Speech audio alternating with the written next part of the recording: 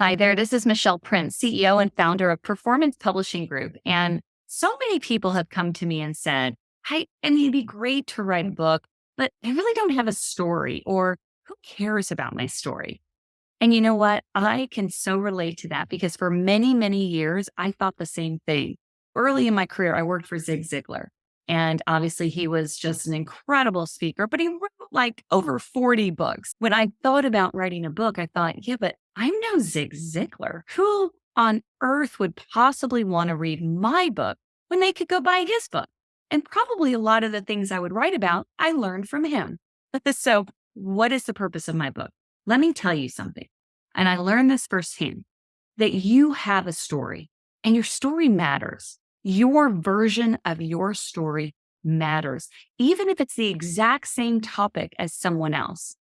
Somebody said to me a while back, there's nothing new under the sun, meaning there's no original thought anymore or ideas. For example, goal setting. Zig was known to talk a lot about goal setting or sales and training and things like that. But did he develop that? Did he create that? Oh. Now, did he have his own version of that? His stories of his sales career, his stories of personal development and what he went through as a child and adulthood and all the things that he had to learn along the way to make it his story? Yes. And when I had that realization, when I was thinking about writing a book and kept saying, not me, not me, not me, who cares about my story? I'm no Zig Ziglar.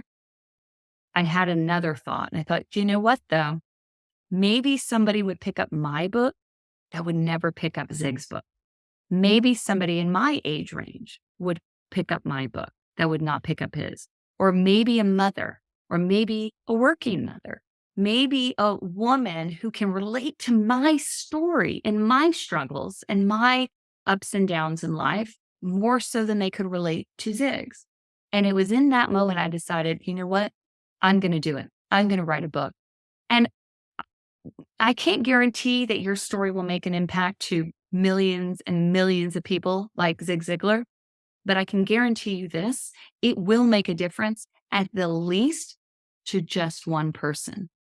And I had to ask you, if you knew that your story could help someone, motivate someone, teach someone, encourage someone, give someone hope for one person, would it be worth it? Would you write it?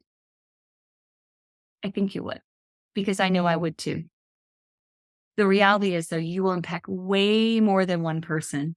But even if you just shoot small, just know your story matters. And it only will matter and make a difference for other people when you get it out there. We have been gifted with our story. We have been gifted with talents and ideas and experiences. And then in some of these experiences, not so good, right? So but we've gone through them. It's who we are. It's our story. But when we keep those stories to ourselves, we're not helping anyone.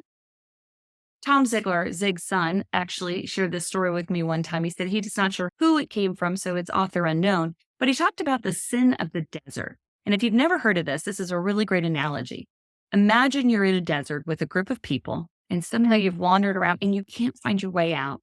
And it is so hot, you have no water, no food, and literally the group you're with, everyone is starting to die, literally of thirst. And somehow you get off the beaten path and you walk around and you find a well of water. You get that water and you drink that water and you are just elated because now you have been saved. And then you go back to the group and you don't say a word. You don't tell them about the water. That is the sin of the desert. And who would ever do that, right? We're not those kind of people. But listen to this, though.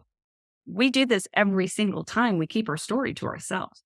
We do this every single time where we have something that we could offer to somebody to teach them how to build a business, to teach them how to overcome an addiction, to teach them how to, have a better mindset when we keep it to ourselves.